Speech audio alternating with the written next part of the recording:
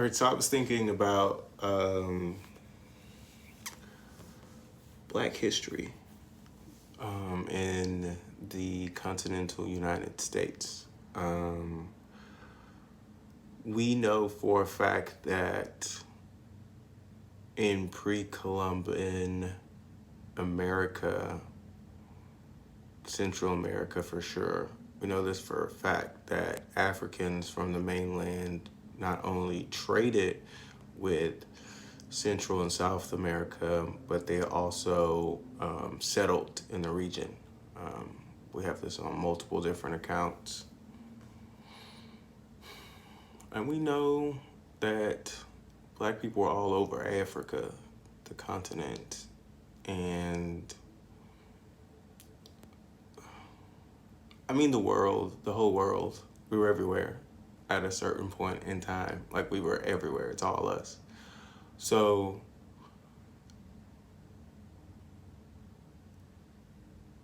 it's safe to say that Black people were pretty prominent in the continental North American region called the US. Like, there's actually now more reporting of civilizations, mainly in the South, so along Texas through Florida, the 13 colonies, like Mississippi, a lot of things in Mississippi that point to the fact that there is a strong Black community, tribe, like American Indian, like in theory, mainly because they like came from Africa like that. If you think about it, it's a very similar type of way of life at that time, at that point in time of civilization across the world. So then I'm thinking about what armies do or what nations do when they conquer territories or settle. You might want to call them settle. Settle is the nice word. Settle new territories. They have an army come through, and then they have like the religious people come through, and then they have like the orchestrators of it all. Those are usually people, government anyway. So they bring their government. They bring the extension of their government. So when you do all of this,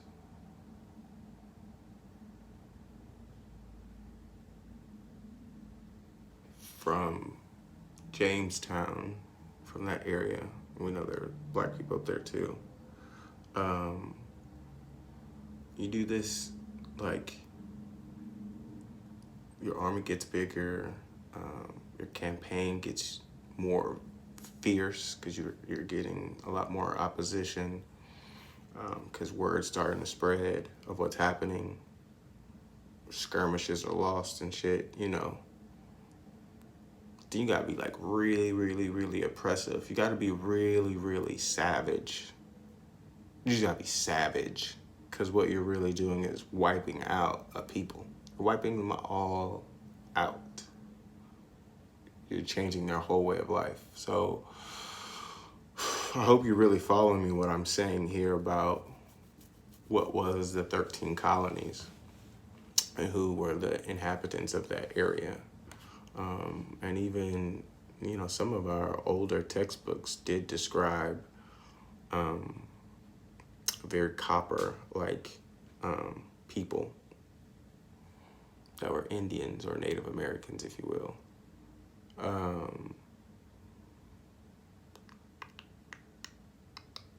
So what you really do is you do all you can to kind of cover up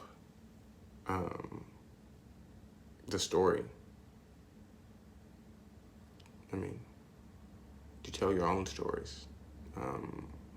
And the way you tell those stories is that you're like the hero, and that the brutalization wasn't as bad as people may think it is. So you kind of lessen the numbers, you tell, light stories, you make holidays for celebration, so you make it nice. But the reality is, not only did you defeat these people, but you enslaved them on their own land.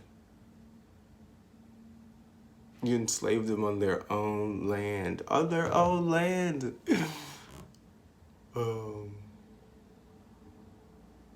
Yeah, and that's how you broke them. Like, that's how you broke them. You broke them. So you broke them. They were broken. And then you can tell them anything, and they will agree because they're broken.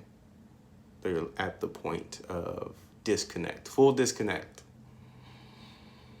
Full disconnect. So it's easy to forget everything. I think the mistake that the original colonies made somehow in America that was not made in other parts of the world, like Australia or Saudi Arabia,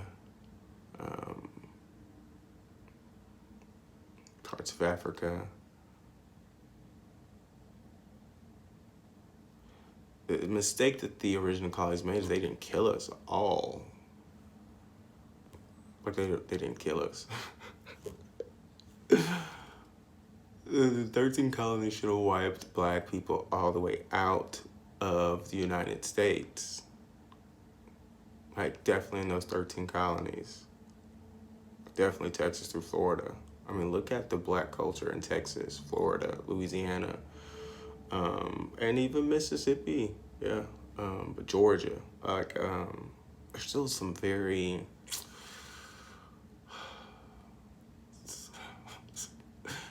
powerfully engaged people with spirit. They have a spirit, they have a soul, they have a vibe.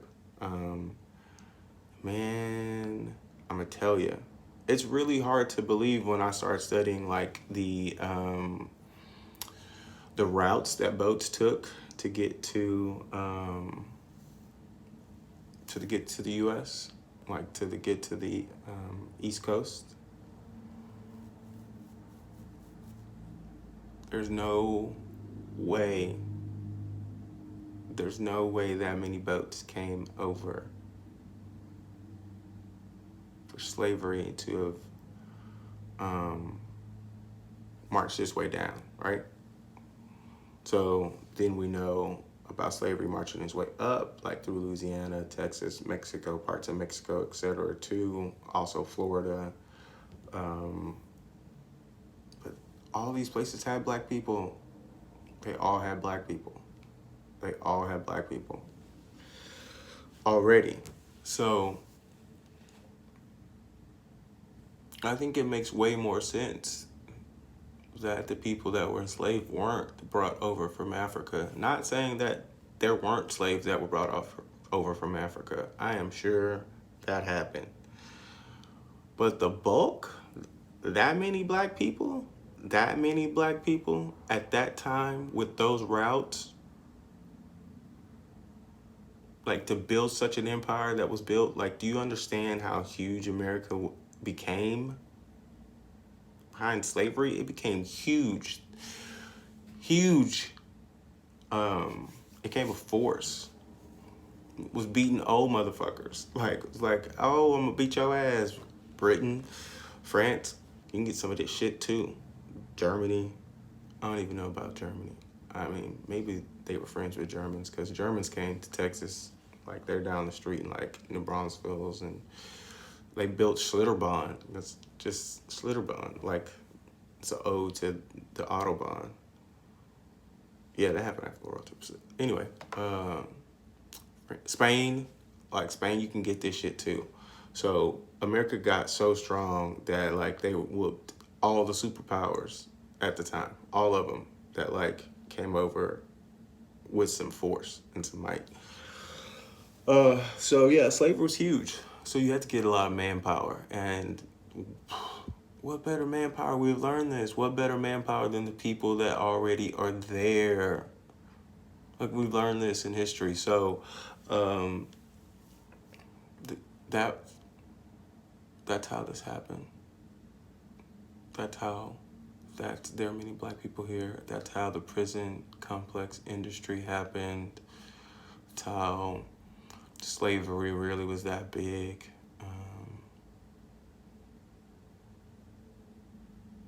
But black people knew the land.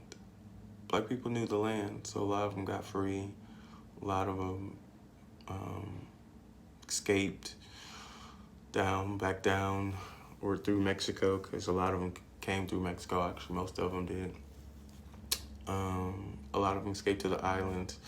I know people say that it was a lot of slaves that did it, but I'm pretty positive that it was probably people who just didn't get caught as slaves. And there's stories about all of this. So let me put all of this together and go on maybe one or two more tangents, because I think most people understand what I'm saying. Research it all. Think about it. Think about why, till this day, black people are treated so disgusting. As if there was a history of breaking us, as if there was a reason for us to be broken. Like, what's the reason? What's the real reason? Like, here, right here, so brutally. Very similar to across the globe and with people. Like, if you're getting brutalized in the area by an outside force, there's a reason for that. There's a reason for that. There's a reason to have you broken. So there's a reason for black people to have been broken. But us being resilient as we are, slavery didn't annihilate us. It broke us. It broke us. And we forgot who we were. We forgot where we came from. We forgot how one we were with the earth and all the elements.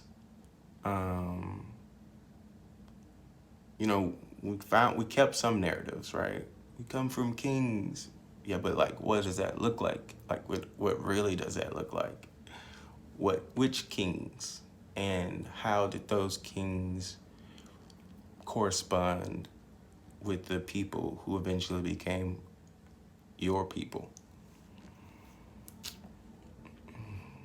Like, who are your people? You can find out. Like, I think we can find out now more than ever. You just have to have the audacity to think, ask some questions and shit. So, research, ask questions, and match them up against things like the inception of the police. Like, what else was going on around the time that police were created in the communities? What was their job duties? Who were the main aggressors, or who were the main people that committed an offense? What was an offense? What was the difference between the local police and the army that actually blazed through and defeated huge countries? Like, there's a reason our army's huge. It's just always been huge, and we just want to stay the biggest and the baddest. Like, we have a reputation of that shit. We're gonna figure that shit out. So, what happened to all those people once there wasn't a war to fucking fight? Excuse my language. There wasn't a war to fight. What were we doing?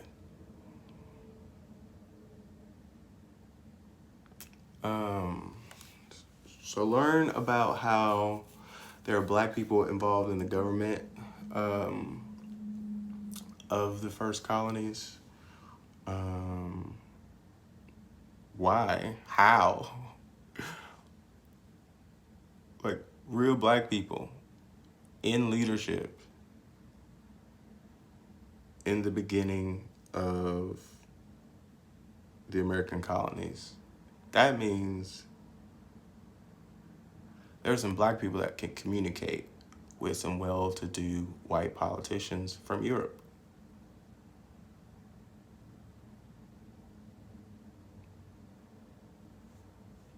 I mean, could they speak English? Or how many translators were there? Were people already doing business? Did these niggas know French? The world was already communicating with itself. And so you're telling me that somehow slavery happened and at the same time eloquent black people were a part of the North, or they were even part of it before, shit start popping. How? To the point where I know we say George Washington's slave wrote a lot of his stuff, but I just don't know if he was really a slave. All right, I'm getting off topic, so let me stop.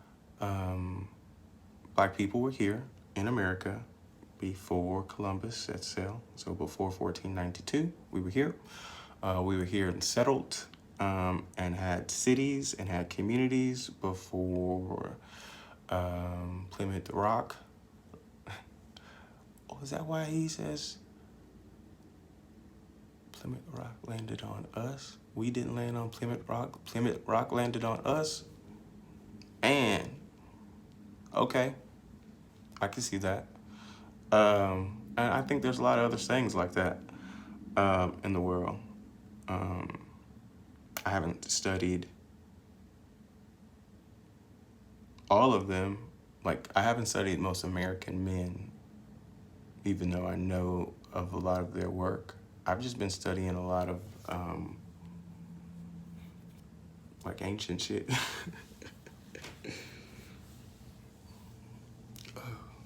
So yeah, black people here, white Europeans, and other Europeans were heavily interested in the new land. There was a rush to enslave and take over black people. It happened in Louisiana, it happened in Texas, it happened in Florida, it happened up on the Virginian coast. So it's happening in multiple different areas, and then they would meet and fight, and then they would go talk and have a treaty because they were kings and diplomats or whatever else. Like, they were just like, all right, man, we're not gonna fight anymore, but let us have this piece of land. Or, all right, man, we'll sell all of this land. We don't want to deal with those hostile savages, Native Americans, Indians anyway. So how about we'll buy that land from you, Spain, for, I don't know, just a little bit. I mean, we're gonna break these people anyway. We have the might to do it. And it'll be our land. We've done it before. We've done it everywhere.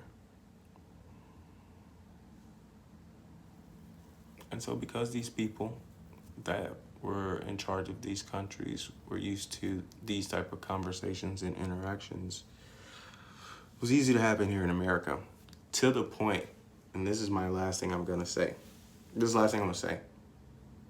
Let's talk about race. I think we've been looking at race wrong. Yes, we have been looking at race wrong, but I meant even further, more so than that race matters, like, or that people can't be colors.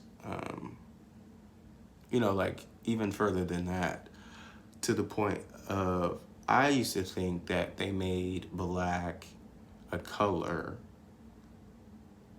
Like, I was arrogant enough to believe that the color scheme to coordinate with people's skin and gender, skin and origin, like nationality. There we go. Um, what was focused on being black. I thought the check boxes were made just so somebody can look at me and say, "And you're black," and that's bad. But I'm gonna make you check this black. I'm gonna make you associated with being black. I'm gonna remind you that black's terrible. Um, I'm going to use weird colloquialisms like black male. Um, I, being the arrogant son of a gun that I am, thought race was created to oppress me. This is not true. It is not true. Race was created to blur the line, specifically in America, um, on who is from what empire that tried to conquer and settle America.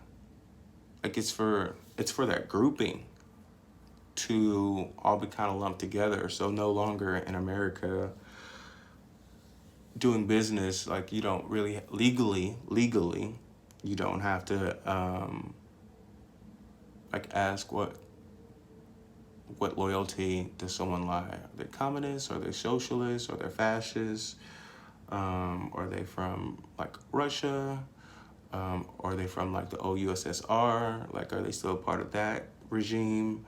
Are they from like post World War II Germany? Or are they from pre World War II Germans? Like, right now, like, no one has to wonder about that anymore. And that's alleviated a lot of people who've had some super bad dealings in global history. Now they don't have to associate with that here in America. So they can take over your corporations. They can influence public policy. They can create new corporations. They can be innovative. They can be doctors, lawyers, police officers. They could be in your armies. They can be whoever they want if you're white. If you're Latino, non-Hispanic, I think there's a thing for me there. And if you're black or African American. And I think it's very interesting how, there are definitely people who've come over from Africa here who then become nationalized, and so that they're African American. It's interesting that they are grouping Native black people, which I would consider myself a Native black person. So yes, a Native American. I know that's gonna fucking bother some people, but I'll get into what I think about Native Americans at another time. Or now. Damn it. Or now. Yeah, that line exists as well. Like, that line exists as well. That is no less valid than black people as Native Americans.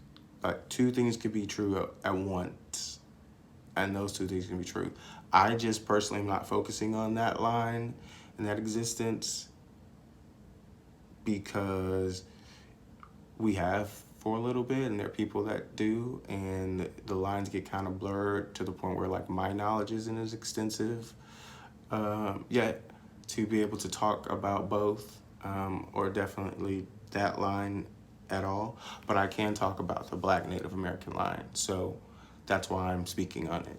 So it really only has to do with like me wanting to remain like focused on what's important to me, my truth, my lineage, my heritage, my credibility, of me being me. So this is my journey. So that's it. Oh yeah, that wasn't so bad. So yeah, it's interesting that black natives and African Americans are in some same box. It kind of reinforces the story that both exist. Like, what the government has called black people, because it's like changed, and this is now the evolution of who we are, to change it up. I don't know why. Well, now I think I do know why. I just talked about it, the box thing. Yeah. So that's what it is. That's why those boxes exist. And that's what we're looking at right now in this country is a bunch of white people who we really don't know their loyalties or doing some shady stuff. So doing some shady stuff in the US. But a lot of people don't realize that. Or maybe they do. And they're also part of people who think that way. So maybe they are people who think that way legitimately because that's where they're from too, or that's the school of thought that they've always came from, because we know that they're not natives to America anyway, because there already are natives. So that means a lot of people have a difference of opinion, or should, by logic, which is why we saw the voting numbers the way they were in 2016 with white women and white men. It's why white people are infighting again, kind of like the Civil War. Like, white people are coming to like a different conclusion about shit right now when it comes to race relations. But once more information comes out, I mean, there's gonna be a real unique opportunity for us to have a deeper discussion. We're gonna be at a conundrum. People are gonna have a conniption.